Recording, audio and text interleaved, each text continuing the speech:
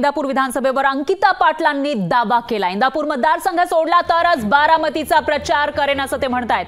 हर्षवर्धन पाटलांच्या कन्या अंकिता पाटील यांनी निर्धार केल्याचं पाहायला मिळत आहे। तर अजित पवारांविरोधात अंकिता पाटील यांनी रणशिंग फुंकलेला आहे का असा सवाल या ठिकाणी उपस्थित होतोय।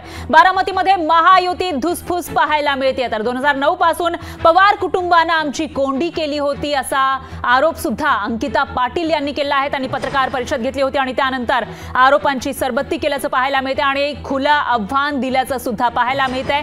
जर विधानसभेसाठी आमचा प्रचार केला तरच बारामतीचा लोकसभेसाठी प्रचार करू असं अंकिता पाटील यांनी म्हटलेलं आहे। त्यामुळे विधानसभेसाठी अंकिता पाटील यांनी चंग बांधल्याचं पाहायला मिळते आणि एकूणच त्यांनी निर्धार केल्याचं सुद्धा पाहायला मिळतंय।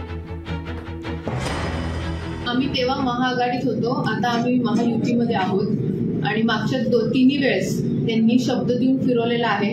त्यांनी आमची फसवणूक केलेली आहे, आमच्या पाठीत खंजीर खूप असलेला आहे।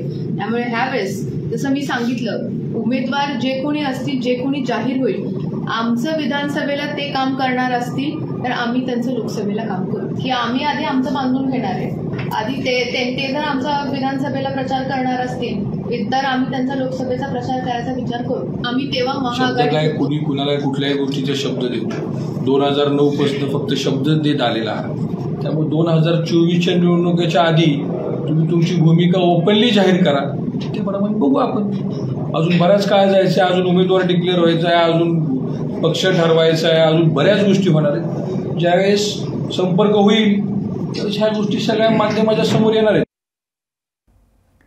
तर आपण बघितलेलं आहे अंकिता पाटील यांनी काय म्हटलेलं आहे ते, जर विधानसभेसाठी आमचा प्रचार केला तर लोकसभेसाठी आम्ही तुमचा प्रचार करू असं उघडपणे अंकिता पाटील म्हणतायत आणि त्यामुळे एकूणच त्या विधानसभेवर दावा करत असल्याचं बोललं जात आहे। आणि आता त्यांची ही मागणी मान्य होणार का, जो निर्धार त्यांनी केलेला आहे तो त्या पूर्ण करू शकणार का असा सवाल उपस्थित होतोय।